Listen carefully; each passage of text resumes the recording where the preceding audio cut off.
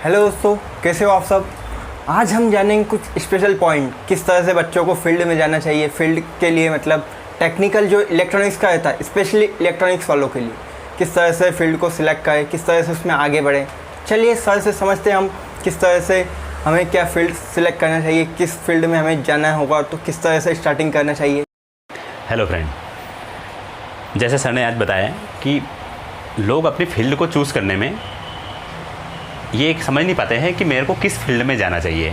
जैसे computer hardware में जाना चाहिए या कंप्यूटर रिपेयरिंग में जाना चाहिए, कंप्यूटर नेटवर्किंग में जाना चाहिए या इलेक्ट्रॉनिक्स में जाना चाहिए, जैसे या प्रिंटर रिपेयरिंग में जाना चाहिए या इलेक्ट्रॉनिक्स रिपेयरिंग में जाना चाहिए। एक्चुअल में क्या है, ये लोग अपने करियर को लेकर काफ़ी कंफ्यूज रहते हैं, ठीक है, खास तौर पे कंप्यूटर की फील्ड में, कि वो कंप्यूटर हार्डवेयर करने के लिए जाते हैं और कंप्यूटर रिपेयरिंग नहीं सीख पाते हैं। तो आज मैं आपको बताऊंगा कि कंप्यूटर हार्डवेयर और कंप्यूटर रिपेयरिंग में दोनों में क्या डिफरेंस है। कि कंप्यूटर हार्डवेयर जो होता है, कंप्यूटर हार्डवेयर एक कार्ड बेस्ड लेवल रिपेयरिंग होती है, कार्ड लेवल रिपेयरिंग, जिसमें हमको ये बताया जाता है कि कंप्यूटर में अगर कोई प्रॉब्लम आती है, जैसे RAM, motherboard, hard disk, CD रोम, ठीक है, तो इनमें प्रॉब्लम आती है तो, या मॉनिटर, इनमें प्रॉब्लम आती है तो इनको बदल दिया जाता है। और कंप्यूटर रिपेयरिंग में क्या होता है, अगर आपके मदरबोर्ड में या रैम में या प्रिंटर में या मॉनिटर में प्रॉब्लम आती है तो इनको हम रिपेयर करते हैं। तो ये कहलाता है एक इलेक्ट्रॉनिक्स रिपेयरिंग। बोलो तो कंप्यूटर रिपेयरिंग, एक कंप्यूटर रिपेयरिंग अलग हो जाता है और कंप्यूटर हार्डवेयर अलग हो जाता है। ये सब चीज़ें आपने क्लियर तो कर दिया, बट स्टूडेंट को इसमें आगे जाने के लिए कुछ ट्रेनिंग या इंस्टीट्यूट या किसी चीज़ की ज़रूरत तो होगी, तो आप कुछ स्पेशल ट्रेनिंग देते हैं इसमें?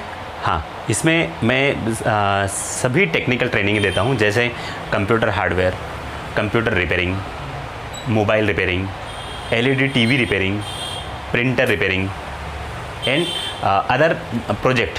अदर प्रोजेक्ट भी बनाना हो तो हम ये इसकी भी कंप्लीट ट्रेनिंग देते हैं। और इस ट्रेनिंग में अब में क्या होता है, बेसिक एकदम लोअर लेवल से शुरुआत की जाती है, ठीक है, और हायर लेवल तक सिखाया। अगर आप इसमें अच्छे से टाइम देते हो और मेहनत करते हो तो एक कन्फर्म है कि आपका करियर बनना भी पक्का है। लेकिन कभी कभी क्या होता है, कुछ लोग इसमें ये बोलते हैं कि इस फील्ड में, जैसे टेक्निकली में या कंप्यूटर हार्डवेयर में या कंप्यूटर रिपेयरिंग में करियर नहीं है, ठीक है। ये बात बिल्कुल सच है कि इसमें करियर नहीं है, लेकिन करियर उन लोगों के लिए नहीं है जिनको कुछ नहीं आता है। एक्चुअल में क्या है, जो लोग ट्रेनिंग लेने के बाद में कुछ भी हार्डवेयर का काम नहीं कर पाते हैं, किसी भी लोगों का कंप्यूटर, किसी भी कस्टमर को हैंडल नहीं कर पाते हैं, कंप्यूटर रिपेयर नहीं कर पाते हैं, उन लोगों के लिए वाकई बात सही है कि उनके लिए करियर नहीं है। लेकिन जिन लोगों को रिपेयरिंग करना अच्छे से आता है और वो अच्छे से रिपेयर कर पाते हैं, अपने कस्टमर के सारी प्रॉब्लम को सॉल्व कर पाते हैं, उन लोगों के लिए इसमें करियर बहुत अच्छा है। हेलो फ्रेंड, मैं आज आपको बताना चाहूँगा कि CPU बॉक्स हमारे कंप्यूटर का एक मेन पार्ट होता है। इसके द्वारा ही हमारा पूरा कंप्यूटर ऑपरेट होता है, ठीक है। हमारे पास में जो इसके अलावा एक मॉनिटर होता है जो सिर्फ वीडियो आउटपुट के लिए होता है, जो हमको वीडियो ही दिखाता है कि कंप्यूटर के अंदर क्या होता है। ओनली कंप्यूटर में मेन जो है यही CPU बॉक्स कहलाता है। इस CPU बॉक्स में हम यहाँ पर ये फ्रंट एरिया कहलाता है, ये हो गया हमारा CD एंड DVD रोम, जिसमें हम CD रीड या राइट करते हैं। ये हो गया हमारा फ्रंट पैनल में USB में हम पेन ड्राइव या स्टोरेज डिवाइस को हम यूज़ कर सकते हैं। ये अपना ग्रीन वाला जो पोर्ट दिखाई दे रहा है, ये स्पीकर के लिए होता है, जो ऑडियो आउटपुट करने का काम करता है, ठीक है। ये रेड पोर्ट जो होता है, ये होता है माइक के लिए, जो वीडियो ऑडियो इनपुट के लिए काम करता है। उसके बाद में ये हो गया हमारा पावर स्विच, जिसके द्वारा इस CPU को ऑन किया जाता है। और ये हो गया रीस्टार्ट स्विच, जिसके द्वारा हमारे CPU को हम रीस्टार्ट कर सकते हैं। और मैं आपको बताना चाहूँगा कि इसमें और भी बहुत सारे पोर्ट होते हैं, इसमें कुछ कनेक्ट कर सकते हैं। जैसे ये बैक एरिया है, ठीक है, बैक में सारे पोर्ट लगे हुए रहते हैं। इस पोर्ट के द्वारा हम यहाँ पर जो ये 2 पोर्ट दिए हुए हैं, ये पावर सप्लाई इनपुट के लिए होता है, जो इस कंप्यूटर को चलाने के लिए पावर दिया जाता है, जिसको हम लगभग 170 से लेकर 250 वोल्ट तक AC ही सप्लाई इनपुट करते हैं। उसके बाद में यहाँ पर 2 PS2 पोर्ट दिए गए हैं, जो ये वायलेट कलर का जो पोर्ट होता है ये कीबोर्ड के लिए होता है, ये ग्रीन कलर का जो पोर्ट दिया हो रहता है ये माउस के लिए होता है, ठीक है। उसके बाद में ये जो यहाँ पर एक पोर्ट दिया हुआ है, जिसको बोलते हैं हम HDMI पोर्ट, एक इसमें पोर्ट दिया हुआ है, ये वीडियो आउटपुट पोर्ट, ठीक है। उसके बाद में ये दो जो पोर्ट है ये है VGA आउटपुट पोर्ट, मतलब डिस्प्ले के लिए होता है, मतलब ये और ये सारे पोर्ट सिर्फ वीडियो के लिए होते हैं, जो जिसके द्वारा हम वीडियो आउटपुट कर सकते हैं। उसके बाद में ये जो यहाँ पर जो पोर्ट दिए गए हैं ये USB पोर्ट है, जिसमें हम कुछ भी USB डिवाइस को इनपुट कर सकते हैं। उसके बाद में यहाँ पर जो ये पोर्ट दिया हुआ है जिसको हम LAN पोर्ट करते हैं, जिसको हम बोलते हैं लोकल एरिया नेटवर्क, ये नेटवर्क के लिए बोलो तो कंप्यूटर में इंटरनेट चलाने के लिए हम इसको यूज़ करते हैं। फिर यहाँ पर ये पूरे जो जैक दिए हुए हैं ये ऑडियो के लिए होते हैं। तो इस तरीके से हमारे पूरे कंप्यूटर में जो सारे पोर्ट होते हैं, मतलब कंप्यूटर से कम्युनिकेशन करने के लिए ये सारे पोर्ट को यूज़ किया जाता है, और इन सारे पोर्ट में अलग अलग सर्किट या अलग अलग डिवाइस को ऐड किया जाता है। अब हम आपको बताना चाहेंगे कि इस CPU बॉक्स के अंदर क्या क्या पाया जाता है, और इसको हम कैसे देखेंगे कि ये कौन सी डिवाइस क्या काम करती है। देखेंगे आप, ये इसमें एक एग्जॉस्ट फैन लगा हुआ है जो कंप्यूटर के अंदर जो हीट जनरेट होती है उसको ये बाहर निकालने का काम करता है। इसको हम एक साइड रख देते हैं। उसके बाद में ये पूरा कंप्लीट कंप्यूटर कहलाता है, और कंप्यूटर के अंदर ये इतने सारे पार्ट लगे हुए होते हैं। ये पहला जो कहलाता है ये कहलाता है पावर सप्लाई, जिसको हम बोलते हैं ATX power supply. ATX power supply ये, और इस पावर सप्लाई के द्वारा ये ATX कनेक्टर लगा हुआ होता है ये, और यहाँ पर मदरबोर्ड में दो कनेक्टर लगे रहते हैं, एक 20+4 पिन और एक 4 पिन कनेक्टर एक अलग लगा हुआ रहता है। उसके बाद में इसमें एक CD-ROM लगा हुआ है, जो ये यहाँ पर लगा हुआ है, जो मैंने आपको पहले बताया था, यहाँ CD-ROM लगा हुआ है। उसके बाद में यहाँ पर ये हार्ड डिस्क लगी हुई है। CD-ROM का काम होता है CD को रीड और राइट करना, और हार्ड डिस्क का काम होता है अपने डेटा को स्टोर करना और साथ ही साथ ऑपरेटिंग सिस्टम को रखना। उसके बाद में ये कंप्लीट ये कहलाता है एक मदरबोर्ड, और मदरबोर्ड के बाद में ये कहलाता है अपना एक CPU फैन। ये कहलाता है हमारा IC के ऊपर लगा हुआ फैन है जो चिपसेट फैन कहलाता है। उसके बाद में ये हमारी रैम लगी हुई है, ये रैम कहलाती है, ठीक है। और ये कंप्लीट एक मदरबोर्ड कहलाता है। ये फ्रंट पैनल के कनेक्शन कहलाते हैं, ठीक है। इसी प्रकार से हमारे कंप्यूटर में जो प्रॉब्लम आती है इस इतने सेक्शन को लेकर, इस मदरबोर्ड, रैम और CPU से रिलेटेड ही प्रॉब्लम आती है। और यहाँ पर यदि हमारे पास में मदरबोर्ड में अगर कोई भी प्रॉब्लम आती है और इस मदरबोर्ड को हम चेंज करते हैं, या रैम में कोई प्रॉब्लम आती है हम उसको चेंज करते हैं, या हार्ड डिस्क में कोई प्रॉब्लम आती है, SMPS में कोई प्रॉब्लम आती है और हम इसको चेंज करते हैं, इस रिपेयरिंग को बोलते हैं कंप्यूटर हार्डवेयर। ये होती है card based repairing, only card based repairing कहलाती है। यदि हम ये मदरबोर्ड ख़राब हुआ है तो इसको चेंज नहीं करेंगे और इसको हम रिपेयर करेंगे, तो इसको रिपेयर करना कहलाता है कंप्यूटर चिप लेवल रिपेयरिंग। इसको बोलते हैं हम कंप्यूटर में चिप लेवल रिपेयरिंग। जैसे इसमें कंप्यूटर ख़राब हुआ है तो इसमें कौन सा सेक्शन, जैसे ये VRM सेक्शन लगा हुआ है, यहाँ पर फैन ये अपने CPU के ऊपर सप्लाई पहुँचती है, तो यहाँ पर जो 12 वोल्ट सप्लाई दी जाती है, उसके बाद में ये VRM सेक्शन के द्वारा एक CPU पर सप्लाई जाती है, तो यहाँ पर कितनी सप्लाई आना चाहिए, ठीक है। उसके बाद में इस VRM सेक्शन के द्वारा ये सप्लाई को कैसे रेगुलेट किया जाता है, उसके बाद में यहाँ पर लगे हुए CPU के ऊपर कैसे दिया जाता है और कितने वोल्ट सप्लाई CPU के ऊपर पहुँचना चाहिए। उसके बाद में ये यहाँ पर रैम लगी हुई है, इसके द्वारा डिस्प्ले नहीं आने की प्रॉब्लम हो सकती है, कंप्यूटर 3 बीप देने लगता है, इस तरीके की प्रॉब्लम जो होती है, तो उस टाइम पे हमको रैम, नॉर्मली कंप्यूटर हार्डवेयर वाले इस रैम को निकाल के साफ़ कर देते हैं, उसके बाद में इसको रैम को लगा देते हैं। यदि उससे अगर डिस्प्ले आ जाता है तो ठीक, वरना फिर रिपेयर करना पड़ता है। तो रिपेयरिंग करने के लिए कंप्यूटर चिप लेवल रिपेयरिंग वालों के पास जाना पड़ता है। तो ये कंप्यूटर चिप लेवल रिपेयरिंग भी हम करवाते हैं, जिसमें हम आपको ये बताएंगे कि यहाँ पर ATX कनेक्टर के द्वारा कितने वोल्ट यहाँ पर सप्लाई दी जाती है, और कितने वोल्ट सप्लाई देने के बाद में यहाँ पर मेन मॉसफेट और सपोर्टिंग मॉसफेट लगे हुए हैं, और यहाँ पर इस मॉसफेट के द्वारा सप्लाई बन के रैम के ऊपर जाती है। रैम के कौन से पॉइंट के ऊपर सप्लाई जाना चाहिए और उस सप्लाई को हम कैसे ट्रेस करेंगे, और रैम पर सप्लाई जा रही है या नहीं जा रही है, ये हम उसको ट्रेस करके कि रैम की प्रॉब्लम को सॉल्व करेंगे। उसके बाद में यहाँ पर अपना अगला सेक्शन आता है, यहाँ पर GMCH ये कंप्लीट एक GMCH चिपसेट कहलाता है, जिसको हम नॉर्थ ब्रिज भी कहते हैं। GMCH बोलो तो ग्राफिक मेमोरी कंट्रोलर हब, ठीक है। ये GMCH ये सारे पूरे मदरबोर्ड में सारे सिग्नल को कंट्रोल करने का काम करता है।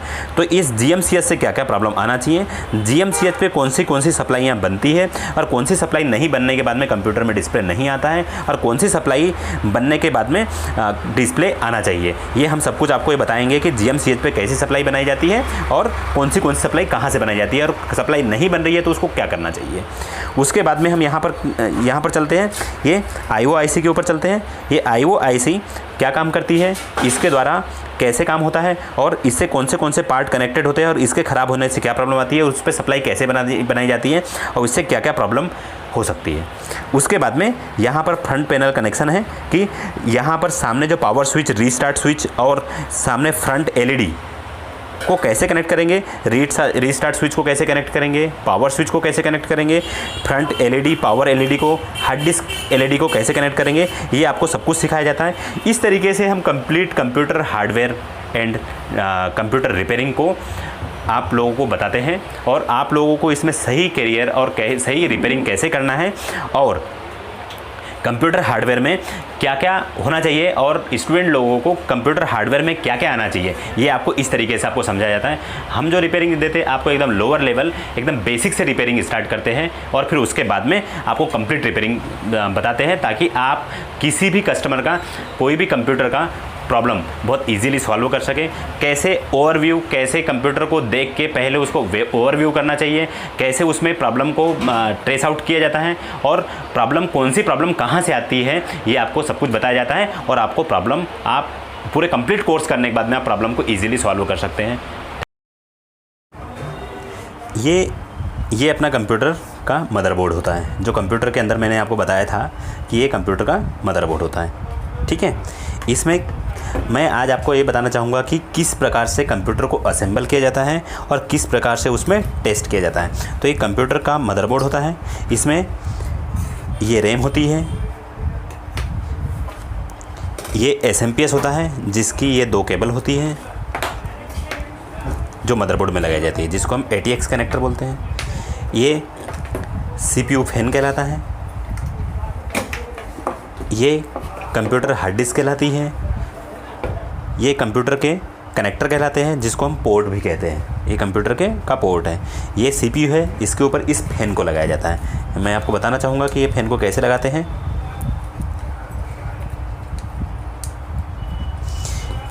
इस फैन को हम इस तरीके से यहाँ पर ऐसे हम फिट कर देते हैं, और इसको प्रेस कर देंगे, फैन कनेक्ट हो जाएगा। और इस फैन का कनेक्शन हम यहाँ पर इस तरीके से हम लगा देते हैं। उसके बाद ये रैम इस रैम स्लॉट पे लगाई जाती है। यहाँ पर ये रैम DDR2 रैम है, ये DDR2 का स्लॉट है। यदि ये DDR2 की रैम है और DDR2 का स्लॉट है तो ही ये इसमें रैम फिक्स हो सकती है, वरना ये रैम फिक्स इसमें नहीं होती है। ठीक है, ये इस तरीके से हम इसको रैम को लगा देंगे, ये रैम को लगा दी जाती है। उसके बाद में ये ATX कनेक्टर है, इसको हम इस ATX पोर्ट पे लगाएंगे। ये कनेक्टर उल्टा नहीं लग पाता है, इसमें यहाँ पर एक साइड लॉक लगा हुआ है, इसको अगर हम रिवर्स लगाएंगे तो नहीं लगेगा, इसको हम सीधा ही लगा पाएंगे। इस तरीके से हम इसको लगा देते हैं। उसके बाद में ये यहाँ पर CPU के लिए पावर दिया जाता है, तो CPU पावर यहाँ पर लगा दिया जाता है। ये भी उल्टा नहीं लगता है, इसमें एक साइड लॉक दिया हुआ है, इस लॉक पे इसको लगा देंगे। उसके बाद में ये स्पीकर होता है, इसके द्वारा हमको ये पता चलता है कि इसमें क्या प्रॉब्लम है और इसको कैसे हम ट्रेस आउट करेंगे। तो इससे बीप से हमको पता चलता है कि इसको कैसे ट्रबल शूट करना है, कि इसमें क्या प्रॉब्लम आ रही है। तो ये स्पीकर यहाँ पर लगा दिया जाता है। उसके बाद में यहाँ हम VGA केबल लगा देते हैं।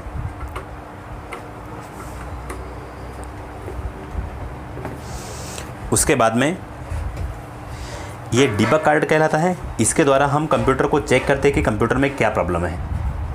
इसको हम PCI स्लॉट पे लगा देते हैं।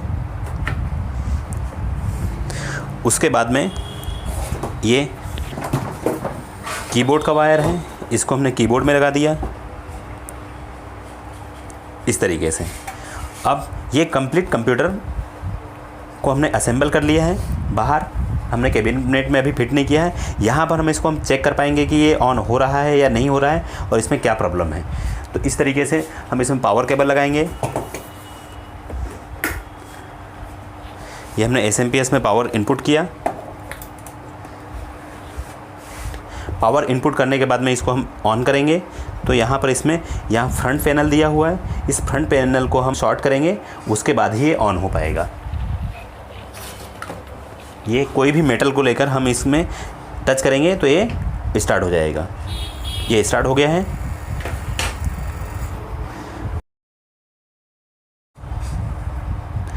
आप देखेंगे कि इसमें डिस्प्ले अभी नहीं आ रहा है, ये डीबग कार्ड में अभी एरर शो कर रहा है D4। तो इसमें हम अब D4 में ये ट्रेस करेंगे कि इसमें प्रॉब्लम कहाँ पर आ रही है और क्या प्रॉब्लम है। जैसे कि मैं आपको बताना चाहूँगा कि हमने पावर को डिस्कनेक्ट किया। बाय द वे हम रैम नहीं लगाते हैं तो ये किस तरीके से प्रॉब्लम शो करता है। ये मैंने कंप्यूटर को ऑन कर रहा हूँ।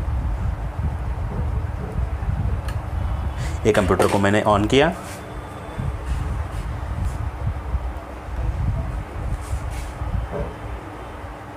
डीबग कार्ड अभी D4 पर नहीं पहुंच पाया है और यहाँ पर बजर ने बीप देना चालू कर दिया।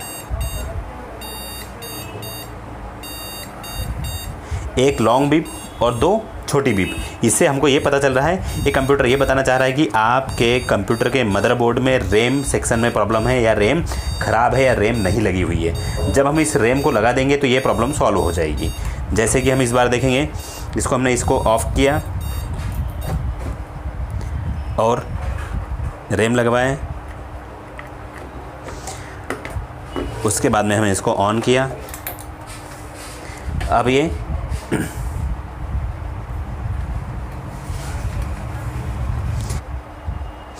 ये D4 एरर पे जाके रुक रहा है। इसका मतलब ये हुआ कि अब इसकी रैम की प्रॉब्लम सॉल्व हो गई है, इसमें बीप नहीं आ रही है। अब ये रैम ओके बता रहा है। लेकिन इस वाले कंप्यूटर के मदरबोर्ड में इसमें IO और चिपसेट से रिलेटेड प्रॉब्लम है। अब इसको हम देखेंगे कि इसको कैसे सॉल्व किया जाता है। दोस्तों आज हमने सीखा किस तरह से कंप्यूटर हार्डवेयर क्या होता है, कंप्यूटर नेटवर्क क्या होता है, कंप्यूटर क्या होता है एक्चुअली। तो दोस्तों किसी तरह की प्रॉब्लम अगर सॉल्यूशन चाहिए आपको तो सर से कांटेक्ट कर सकते हैं। सर डीपली आपको हर चीज़ को एक सेक्शन वाइज समझा देंगे। वो इन फ्यूचर आपको किसी चीज़ की कोर्स करना हो, ट्रेनिंग लेना हो तो सर स्पेशली ट्रेनिंग भी देते हैं। तो आप सर के कॉन्टैक्ट नंबर में डिस्क्रिप्शन में दे दूँगा, आप सर से कॉन्टैक्ट कर सकते हैं। तो वीडियो अच्छी लगी तो वीडियो को लाइक कीजिए।